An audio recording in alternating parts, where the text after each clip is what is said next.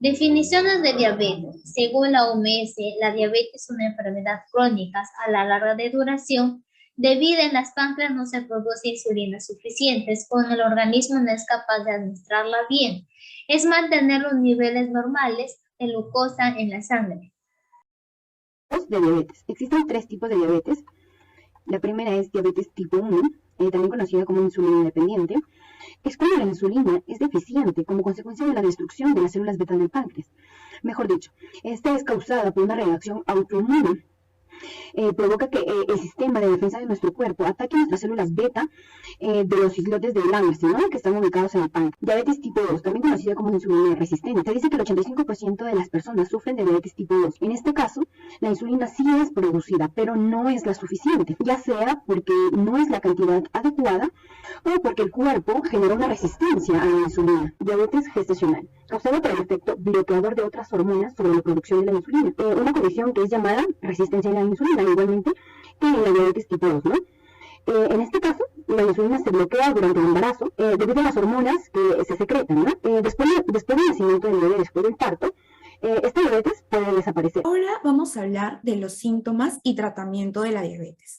Vamos a empezar en primer lugar con la diabetes mellitus tipo 1, la cual era conocida anteriormente como diabetes juvenil y hoy en día también se conoce comúnmente como diabetes insulino inmunodeficiente, la cual vamos a encontrar los siguientes síntomas como el aumento de sed, la admisión frecuente, el hambre extrema, el adelgazamiento no intencional, la irritabilidad y los cambios de humor, la fatiga y debilidad y la visión borrosa. Como ya sabemos, este tipo de diabetes es mucho más común en los niños, en el cual uno de los síntomas más habituales es la incontinencia urinaria.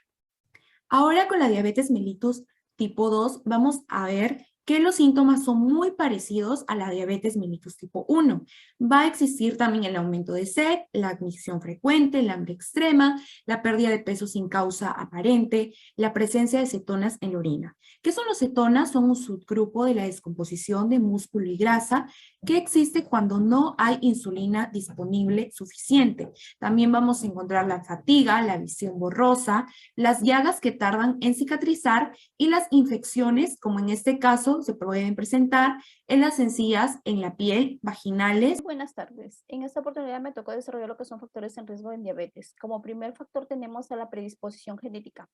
Según estudios epidemiológicos, han identificado múltiples loci de predisposición genética de la diabetes tipo 1 como la diabetes tipo 2, que el más importante es el grupo de los genes HLA, donde contribuye al 50% de la predisposición genética a la diabetes tipo 1, en donde nos dice que personas de raza blanca con esta enfermedad tienen un haplotipo HLA DR3 o también HLA DRA, frente al 40% de las personas sanas. Además, nos dice que el 40 o 50% de las personas con la diabetes tipo 1 son heterocigóticos compuestos de DR3 sobre DR4, frente al 5% de las personas sanas. Aún no se conoce el modo en el que determinados alelos de HLA contribuyen a la diabetes tipo 1. También nos dice que otros genes de la HLA predisponen a la diabetes tipo 1. Es probable que los polimorfismos influyen en la expresión de la insulina, alterando la negativa de los linfocitos T, que son los reactivos a la insulina, ya que se ha mencionado que la asociación entre los polimorfismos en la CPLA4 y la PTPN22 y la tiroiditis autoinmunitaria, nos sorprende también que estén involucrados en la diabetes tipo 1 y en la regulación de los linfocitos T. Como segundo punto, los factores ambientales. Nos dice que la sensibilidad genética contribuye solo en parte al riesgo de la diabetes y también en la tasa de la concordancia en los gemelos monocigóticos, en solo un alrededor del 50%. También nos dice que las infecciones víricas son desencadenantes gracias a los factores ambientales, porque comparten epitopos con los antígenos islotes, que lo que hace que estos islotes se destruyan, ¿no? Y a eso se le llama fenómeno de similitud molecular. Como tercer factor tenemos a los mecanismos de destrucción de las células betas. Aunque al inicio de la diabetes tipo 1 suele ser brusco, puede haber un prolongado periodo de intervalo entre el proceso autoinmunitario y la aparición de esta enfermedad cuando ya desarrolla todos los síntomas. Tenemos 3 tipos de estadios. En el estadio 1, los afectados han desarrollado 2 o más autoanticuerpos contra los islotes, pero aún se mantienen normoglucémicos. En el estadio 2 hay una creciente e intensa pérdida de la tolerancia por pérdida progresiva de la masa de célula beta, aunque no hay síntomas manifiestos. En el tercer estadio ya aparecen las manifestaciones claras. Definiciones de insulina. Hormonas que se producen en las páncreas es la responsable de mantener controlados los niveles de glucosa en la sangre. Se usa para el tratamiento de diabetes dependiente de insulina y en lo que no depende en el periodo inicial en ciertas ocasiones evaluados estrictamente por el médico. Síntesis de insulina. La insulina se sintetiza en la célula beta a partir de una larga cadena precursora o preproinsulinas. Esta se desdobla en el retículo endoplasmático para formar la proinsulina. Casi todas las proinsulinas siguen encendiéndose en el aparato de Golgi de insulina. Degradación y depuración. Dentro de las condiciones normales, la casi totalidad de insulina es degradada en el proceso a nivel de la membrana plasmática. La etapa inicial en la toma de insulina por las células actúan por unión de las hormonas a su receptor, constituyendo un reservorio de insulina al cual puede regresar a las circulaciones o ser internalizadas. Un cordial saludo, quien les habla es Milagros Alejandrina Remón Nevado y hablaré acerca del metabolismo de la glucosa. Primero, ¿qué es la glucosa? La glucosa es constituyente de la principal fuente de energía para el organismo, debido a que su consumo calórico muchas veces varía por la estatura, sexo, edad y actividad física. Un 5 a 10% de ácidos grasos se puede transformar en glucósidos. Esto se debe a que cierta parte de la glucosa llega a ser almacenado por el hígado y el resto pasa por la sangre. Los glúcidos se absorben en forma de glucosa, fructosa y galactosa, donde una vez llegado al hígado viene a transformarse en polisacáridos de reserva. En el metabolismo intermedio de los glúcidos viene a ser la agrupación de acciones producidas en los diferentes tejidos para la utilización de sustancias nutritivas.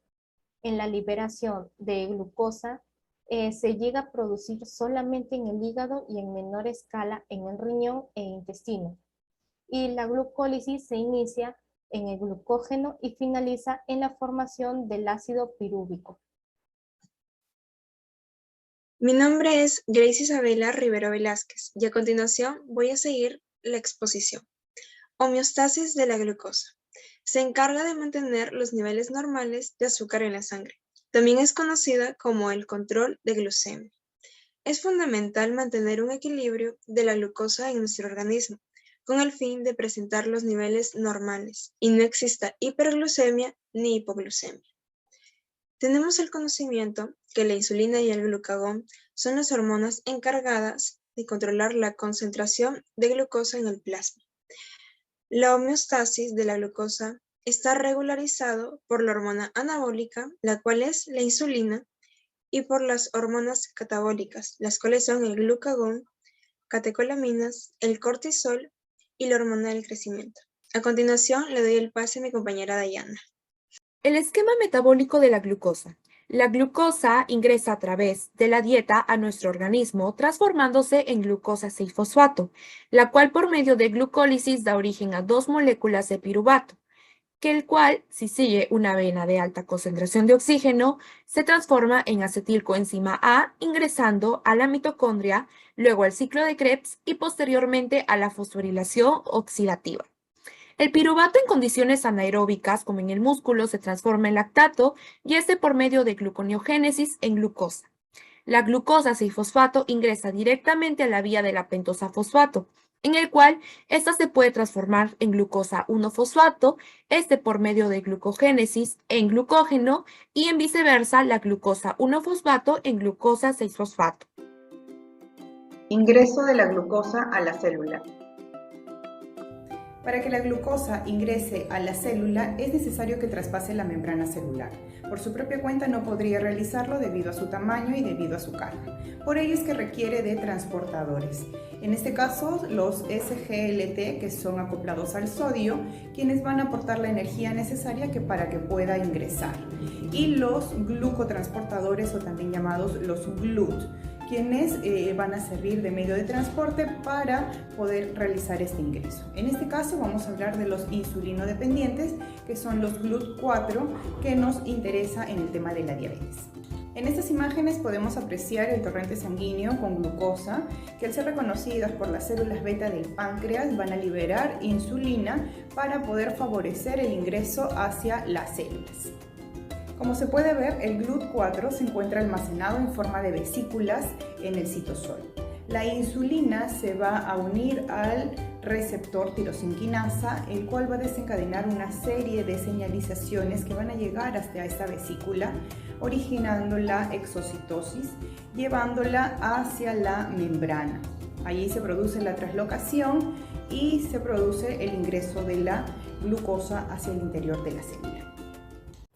Hola, mi nombre es Esperanza Rojas Guayama. Hoy les vamos a hablar en bioquímica, los pacientes metabólicos y complicaciones en pacientes con diabetes y enfermedades de efectos. Los efectos sobre el metabolismo y nutrición son hipoglucemia de pérdida de peso, además. Y también hablamos de la citoacidosis diabética. Es la complicación metabólica aguda de la diabetes que se caracteriza por hipoglucemia, hiperglucemia y acidosis metabólica. La acidosis diabética es la fuente en pacientes con diabetes de mellitus tipo 1 que aparece cuando las concentraciones de insulina son por suficiente para cubrir las necesidades metabólicas básicas del cuerpo. La neoplasia diabética es la esclerosis fibrosis glomerular causada por los cambios metabólicos y hemodiálisis en diabetes. Tenemos su diagnóstico, se establece por antecedentes del examen físico y análisis de orina en relación entre albuminia y creatina de la orina. Su tratamiento se basa en el control estadístico de la glucosa, de inhibición de la intensina de inhibidores en las enzimas convertidoras de angiotensina. La diabética es un nivel de severidad de fotocoagulación láser será necesaria para controlar la evolución del caso neovasos en los discos extensos de la hemorragia vitri será necesaria de manera inmediata. Tenemos entre ellas la sinrinopatía aparente. No se observan lesiones que caracterizan el examen enzimático. La bionipatía no proliferante leve se encuentra en microaneurismas retinanos, como las alteraciones apreciables en el olfamotoscópicamente del RD. La diabética se produce como resultado de una isquemia nerviosa causada por la enfermedad microvascular, además por los efectos directos de la hipoglucemia sobre las neuronas de los cambios metabólicos intracelulares que afectan a la función de los nervios. Tenemos la polineuropatía simétrica, puede ocasionar hipotensión artrósica, intolerancia al ejercicio, taquicardia en el reposo, disfagia, náuseas, vómitos secundarios a gastroparesia. Y también del estreñimiento y la diarrea, incluso el síndrome del vacío gástrico rápido o dumping, intolerancia fecal, retención o incontinencia urinaria. Enfermedades microvasculares es la esclerosis de los grandes vasos que se produce como resultado de la hipoglucemia en las dislipidemias y la hiperglucemia caracterizada por la diabetes mellitus. La miocarditis es la aparición de la miocardia diabética que se debe a los numerosos factores como la esclerosis